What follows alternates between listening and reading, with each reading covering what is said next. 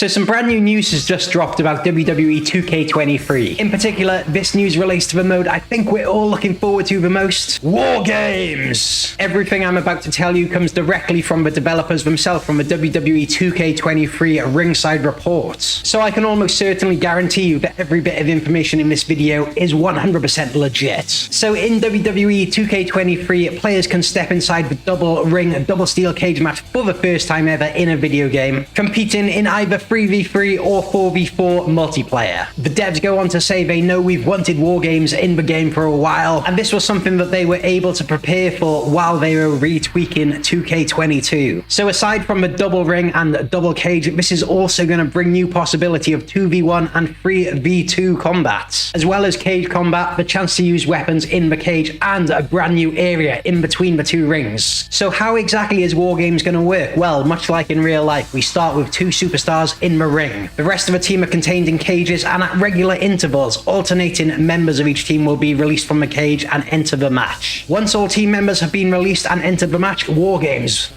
WarGames will officially begin. WarGames can be won by pinfall or submission, or throwing your opponent off the cage, it says here. I know it doesn't say that on the graphic, but it does say that on the notes, so that is kind of interesting. There will be 3 different arenas the WarGames match is playable. The NXT TakeOver WarGames, Survivor Series WarGames, which I think we're both already confirmed before this, as well as a MyRise specific arena. So we know that there will be a WarGames as part of a MyRise mode this year. The report goes on to say that you're also going to be able to use creator wrestlers in the match, as well as having both men's matches and women's matches. And there's also some customization options, so you can have it as pinfall only or submission only instead of both. Or what was that about throwing your opponent off the cage earlier? I wonder if that could possibly be a mode. That's just me wondering, by the way. That isn't part of the report. But anyway, let's go on. So by default, new superstars enter the match every 90 seconds, although this can be customized. It can go down as low as 30 seconds or as high as 5 minutes. Once the match starts, you can change the superstar you're controlling by holding down the touchpad on your PlayStation controller. Or if you're playing on Xbox, apparently there's a view button. That's the button you gotta press. But if you've ever played My Faction, then it's very much the same in Faction Wars. You press that button to change superstar. But here is the big news. Now, in a multi-person match like this where you have 2 teams, I think what we're all wondering about is multiplayer. So the Ringside report confirms that PlayStation and Steam on the PC will be able to do 4-player local multiplayer, and Xbox will be able to do 6-player multiplayer. And those players can either be split up onto either teams or all on the same team together against the AI. But if that's not enough, then online multiplayer is going to give you the option of a whopping 8 players. That's right, online multiplayer will support up to 8 players across the same platform family. So I guess that means the PlayStation together, the Xbox together, PC together. This is going to be awesome. I cannot wait for this. Of course, WarGames is a no disqualification match, and that means that weapons are fully legal. Players can introduce objects to the match by digging under the ring and pulling out tables, stop signs, kendo sticks, and more. You can also taunt with weapons, which I think is a very cool feature. And while each object provides an extra dose of danger, there's no danger greater than the cage itself. There's also this brand new area in between the 2 rings, which they're calling the trench. And from this clip, it looks like it's confirmed that you can do attacks in between the 2 rings, as well as springboarding from one ring into the other. Look how awesome that is. So all in all, it looks like WarGames is going to be the one this year. Definitely everything I'm seeing so far sounds very, very positive. Very much looking forward to this. But yeah, let me know what you guys think of this in the comments below. I would love to hear your thoughts. I want to take a second as well to say thank you to the developers for putting out this Ringside report with all this useful information. This is something that I really enjoyed last year in the lead up to the 2K22 release, and I'm glad to see it return this year for 2K23. But that's going to be all for today's video, guys. Thank you so much for watching. I'll catch you again next time.